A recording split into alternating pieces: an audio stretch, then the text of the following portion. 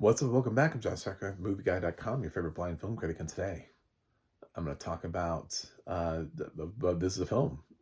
It's currently, I want to say it's Golden Globe nominated. It's nominated somewhere. It's either this or Critics' Choice.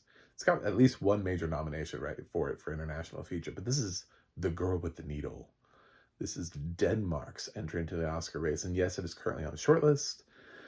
And it was made available for my consideration because I'm a critic. I'm also a blind film critic, and nobody is prepared for that because I did not get audio description.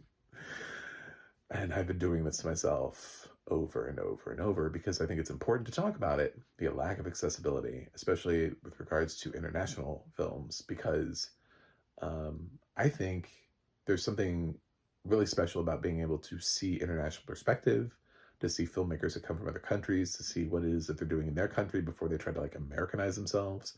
Like, it's great that Pedro has an English language movie that now has audio description, but it'd be really nice to be able to show blind people like his other work, like any of his other 20 plus movies that he's done before. So, yeah, this is I sat through the film and I didn't pick up on anything. I didn't know what it was about.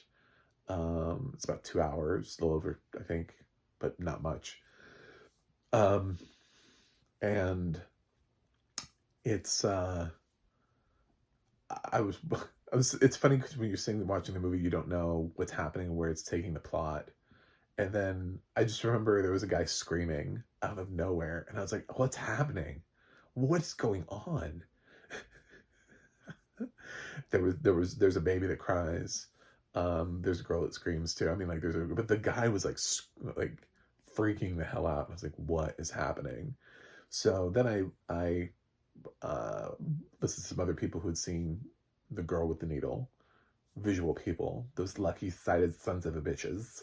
Uh, and listen to them talk about the movie, and what it appears to be is that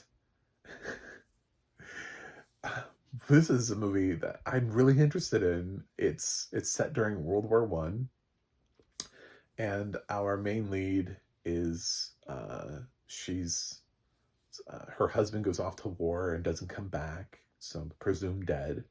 But there's no bodies. She can't get widow benefits. Apparently, Denmark is full of assholes. So, so she's just destitute. She goes to work in a factory where, in order to make some sort of a living for herself, where they've co-opted like they do during most of the. I did say World War One, right? Not two. It's one. It's World War One, where they sort of take over factories that were making something. You'll be like, you're making this now. So she's making something that helps the war effort. And her boss is kind of flirting with her, and she kind of like flirts back, and they kind of like hook up, and it looks like everything's going to work her way. But she's got like this wealthy mother. He's got this wealthy mother anyway that's like, no, you're a gold digger. And she's pregnant at the time too. That's why one of the reasons why they want to get married is because, well, he put a baby in there. And she's like lightly suggests to this doctor to try to get rid of the baby, and the doctor, I guess, refuses. So she's left, and at the end of the thing, the mother fires her. So she's left without a job. She's pregnant. She's got nothing. We're in like the late 19 teens, like World War One era, and she's got nothing. And she the whole needle thing. Have you seen Cider House Rules? Do you know what that movie's about? Do you know what it's really about? Do you know what Michael Caine was doing in that movie? Do you know what the needle is? Okay, so that's what the needle is. But and I guess there's a sort of very trying sequence here. But it doesn't take, like, she's not successful. But it does highlight the darkness of that. And then there's some stuff like her husband's comes back, I don't want to keep moving forward. I think I'm at like the halfway point of the movie, but I did want to get to the point of why is this film called Girl with the Needle, so that people can understand this film does talk. First of all, the mother talks about trying to abort the baby, and then she tries to perform like a self-abortion because she has no job, no money.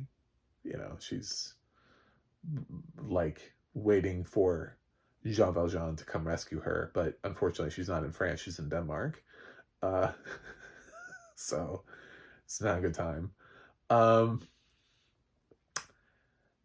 this is a story that I heard when I heard it described to me. I was like, I really want to see this movie, but I can't because it's not have accessibility for me. So unfortunately, I can't watch the movie because it doesn't have audio description. And this is the problem with international cinema, is that this is a filmmaker with a very specific viewpoint, with an interesting story. It's historical. A look back in time that has something to say. There's a voice and all of that stuff, and it would be great. I think our world would be better for it. We tend to be leaning very xenophobic right now in America, and I think the best way to do that is to expand our horizons, um, and be able to watch and understand people who are not us. And I love those stories. Like I love watching movies and TV shows with people who don't look like me, who don't have my background. Um, for the most part, I mean, Tyler Perry, no. I need him to make better stuff, but everyone else, I love what they're doing. um, but that extends to these other countries too, and these other languages. And this is, once again, this is another international feature this year that sounds incredibly interesting and moving, like Green Border, No Other Land. Like these movies that I'd really love to be able to get into, but I can't because there's no audio description to them. So we have to have a conversation about accessibility, and the only way we're going to get accessibility is if somebody puts their foot down, if somebody cares a lot to say, "Hey, it's time. It's time." You know, I just saw Sony just re-released 28 days later, 28 weeks later, or whatever, onto digital. Like they're like, oh, it's now available. They're just because there's another one coming out in 2025, so that's why it behooves them to get these out. And they then no audio description. It's like what the you guys went through the whole process of like restoring, bumping up to 4K or whatever, and dropping these new releases, and you're promoting them, and you couldn't add accessibility to them. Like it's such an afterthought, and everything, my whole life is like chosen for me of what I can and can't watch based on accessibility, based on somebody has chosen what audio description I'm allowed to have. And I think if it was reflected and I got to choose what you got to see, read, uh, you know, listen to, whatever. I mean, if I was curating your life, you'd be pretty upset. So that's why I'm here, is to talk about it. And as disappointed as maybe the team behind The Girl with the Needle is that they're not going to get like the glowing review, it's important to talk about the fact that you also don't have accessibility on this title. So provide me with audio description. I would love to review this movie. If there's an English audio description for this film, absolutely, let's do it. Because I do actually want to see this movie. This is not just a movie where I'm just like grumbling about it and I'm like, this film sounds stupid, but no, this film sounds great. This film sounds like something I would really enjoy. Well, enjoy is a strong word, but I do enjoy movies that are good. I just don't rewatch them. There's only just so many times you can sit through Saving Private Ryan and Schindler's List and still feel like getting out of bed in the morning. I mean, I can rewatch them every once in a while, but not like, I know they're less high quality movies have a higher rewatchability factor. Let's just say that. Um, like I've only seen 12 Years a Slave once because I just do not need to see Lupita Nyong'o get the shit beaten out of her like every year. Like it's that time. It's Christmas. Time to put on 12 Years a Slave. Let's feel good. No, it's not that at all. Brilliant movie, but a really fucking terrible watch.